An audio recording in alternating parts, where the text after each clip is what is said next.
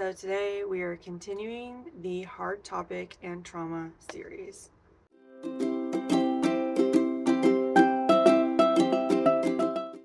Hi, hello, and welcome back to my channel. My name is Alex, and today, yes, this is part 3 of hard topic and trauma books. So I've done part 1 and part 2. It's been a while since I've done this series, like done a little episode for this series. But my hard topic and trauma list just keeps getting longer and longer. So what is a hard topic or a trauma book? So basically anything that requires like a trigger warning or has like an excessive amount of triggers to me is considered a hard topic or a trauma book.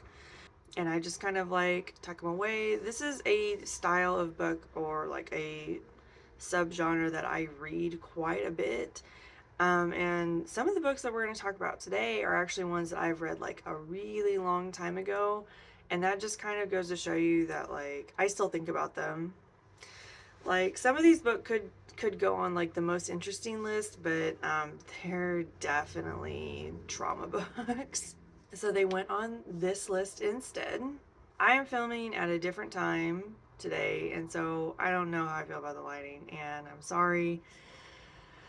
It is what it is. If you're watching this right when it came out, I hope that you've had a safe and happy holiday week, whether you celebrate or not. I hope that you're maybe at least enjoying a little time off from work if you get that. Before we get into it, make sure you hit all the buttons down below so you know when I'm posting. I post every week, and all we do on this channel is talk about books. So if you like listening to people talk about books, here I am every week doing just that for you. I can't believe how close to the end of the year we are, and I kind of had like a little panic about my end of the year filming schedule, but we're gonna do it. We're gonna make it. Here we are. So when I do hard topic trauma books, I'm gonna put the picture here like I always do, and I'm gonna talk to you a little bit about it like I always do, and then before I move on to the next book, I'm gonna give a list of triggers. And yes, I'm gonna miss some, probably a lot. These are just going to be like the really hard hitters, like, or the ones that are very, very prevalent in the book or carry on through the entire novel. You can pretty much tack on like micro triggers off of these bigger ones. But yeah, it's just kind of a way for me to let you know the triggers in the book are the ones that I perceived the most, so that you can, you know, make a decision how you feel about it either way. Hope you find something new to read. The last couple times I kind of themed the list.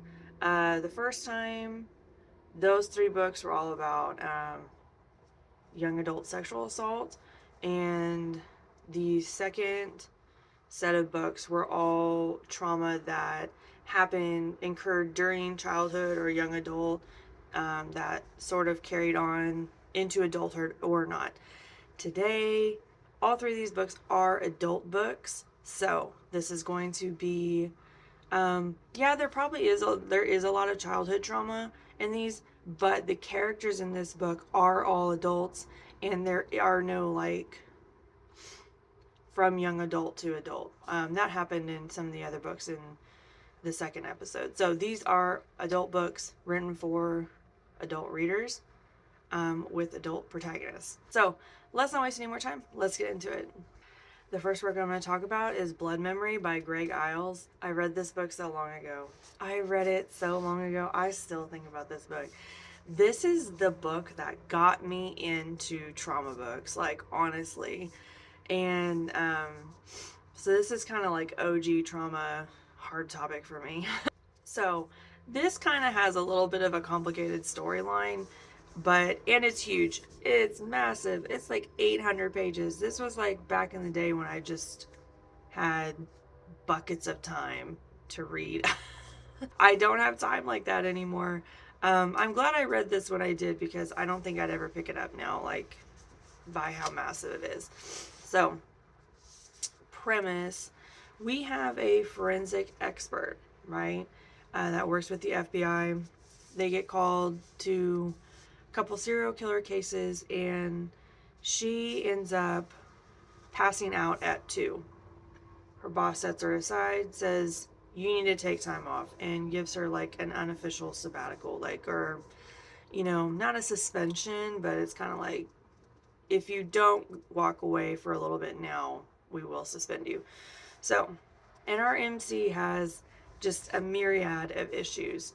But she takes the time off because it's so heavily suggested, and she returns home. So she works in New Orleans and she returns home. I think it's called Natchez, Mississippi, and her family has like this really nice like antebellum like home there. And so she ends up going home, and while she's at home, she discovers, like with some luminol, that there is bloody footprints in her childhood bedroom, and it sort of wakes up all these old memories from her childhood that she repressed, and she starts piecing together this crime that happened at her home and tries to connect it to her father's murder when she was a child. And as the story goes on, we get further and further into both of the storylines, like the serial killer from the very beginning of the novel, and then the murder that happened at her home when she was a child. So, the pace for this was really good. This was an extremely heavy book, and it didn't hold back. It didn't hold back at all. Every stone was overturned, and like nothing was lightly mentioned. Everything was graphically detailed. So, like I said, heavy book. Okay. I will say this: when I was reading it, it did not feel like 800 pages. I definitely don't remember it being that long, but that's what it's listed as. So. This has overall pretty high reviews. Of course, there's always people that just, don't like books or whatever. But yeah, I always look back on this book pretty fondly because this really kicked off my journey to hard topic trauma books. Let's get into the triggers. It's a little bit of a long list, but yeah. Alcoholism, drug use, infidelity, body gore, blood, suicide, suicide ideation, sexual assault of a minor, death, grief, references to slavery, PTSD, trauma, amnesia, and incest. Like I said, heavy book. Lots of stuff going on. I will say though, because our main character is like a forensic expert, like I think this was done very well, like very technically well. Everything was done very by the book in this book, and I kind of appreciated that because that's sort of something that bugs me a lot about fiction is like, well, they're supposed to be professionals and like there's a whole like way protocol you're supposed to go about things. Everything in this book that pertained to a protocol or anything like that was followed to a T. So I don't know, the authenticity of the book felt very accurate. So yeah, if you're wanting a heavy one, that's it on this list. The next book I'm going to talk about is Plain Truth by Jodi Picoult. I've talked about Jodi Picoult a little bit on my channel.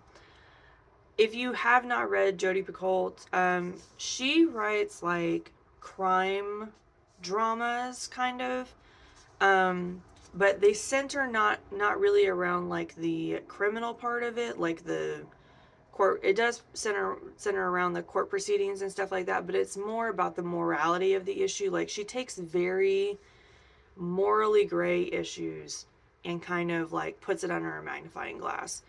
And this is another one. I think all her books are like that. So, in Plain Truth, we have a defense attorney that's kind of, she's worked forever, but the last couple cases she's worked on have made her really question like what she's doing with her career and like the people that she's representing. So she turns down partnership to take time off and go home because she needs to like realign her priorities, right? In the town that she lived in, her hometown where she's going home, there was a crime committed. The police get called out to an Amish farm, and there is a dead infant baby. Infant baby? Isn't that redundant? Sorry. There's a newborn. There's a dead newborn in an Amish barn. And not only that, two things. The baby did not die from natural causes, and the mother appears to be an unwed Amish girl. Well, technically she's an adult, but they would have considered her a child still. Not only that, it's very physically evident that she's had this baby, and she's denying that it's hers. So, our defense attorney takes her on as a client, immerses herself in the Amish lifestyle to try and piece together this crime and figure out what happened, all the while trying to kind of reprioritize her own life and find her own way forward. As far as Jodi Picoult goes, this was probably the one that hit the hardest for me. And I've read like a lot of her books. Jodi Picoult was one of those authors I read a lot when I was in high school. And I remember this one just being like a lot for me. I'm pretty sure I've talked about Jodi Picoult. Well, no. I really like her writing style. Jodi Picoult's also one of those authors that's on the banned book list. So, I mean, if you take any weight with that, I feel like you're a pretty accomplished author if you get your book banned. Like, if you're not making, but if you're like asking people to like kind of stretch their beliefs and like look at hard topics, that's kind of what Jodi Picoult does too. Like, because this sounds like pretty cut and dry, right and wrong, and then like she sort of stretches the morality and the grayness of this crime and makes you dissect it and look at it. So these are just the bigger triggers. On as popular as trigger lists have become, basically if your book was not published within the last like 5 to 8 years, maybe, nobody's going to write a trigger list for it. So this is just me working from memory and going through like the synopsis and reviews and stuff to sort of flush out stuff that I might have missed. So here's a trigger list. Religious trauma, dead infant, the baby was found dead at the beginning of the book. Pregnancy, miscarriage, infidelity, and legal proceedings. I don't know that that's really a trigger, but a lot of stuff comes out in court. I know a lot of people maybe don't like to read that kind of stuff, but yeah, there's court stuff all over this. So yeah, that's that book. Okay, this is the last book for today, and it's Lester by Raven Leilani. I read this maybe it was like 2 years ago. I don't remember. I don't remember if I read it when I had my YouTube channel or not, if it was before that. This book has very mixed reviews. I feel like you either really loved this book or you really hated it. And I don't think there was any kind of in between. So we're following a young woman of color in her 20s. And she's kind of just like not figured anything out. She wants to be a painter. She has this like corporate job that she hates that's full of like all white people that kind of look at her different because she's not white. And she dates all the wrong men. She sleeps with all the wrong men. She lives in this little tiny apartment that she can't really afford. And she somehow gets tangled up with this man that is in a kind of open marriage. And as her life kind of deteriorates, like she's kind of hit with a couple things right away, she ends up moving in with this man that she's dating and his wife and their adopted black daughter. And this is kind of the story of her finding a place in their family for a little bit and like kind of dissecting her life. It is highly sexualized book. It really is. But I think it touches on a lot of really hard-hitting issues. The biggest complaint I got was the writing style in this book, like from the reviews where people said they didn't like it. People said they didn't like the writing style and that it felt really cliched. Like, I didn't get that. I actually thought the writing style was pretty immersive and I kind of liked it because it was different. This book is really thin, so it was easy for me to get through. And yeah, on it being really cliched, I don't know. I feel like when people say that, they just don't want to believe that people's lives are actually like that. And everybody has a different experience. So who are we to say, no, that can't happen, or no, that's not real, or you're a cliche? There's lots of people that are cliches.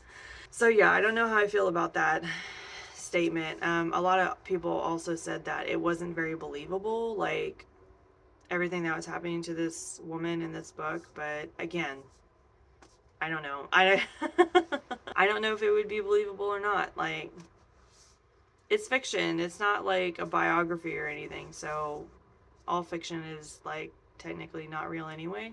Anyway, I'm not going to talk too much longer on it. Let me go over the trigger list for you. Anti-black racism, infidelity, abortion, childhood trauma, and interracial family dynamics.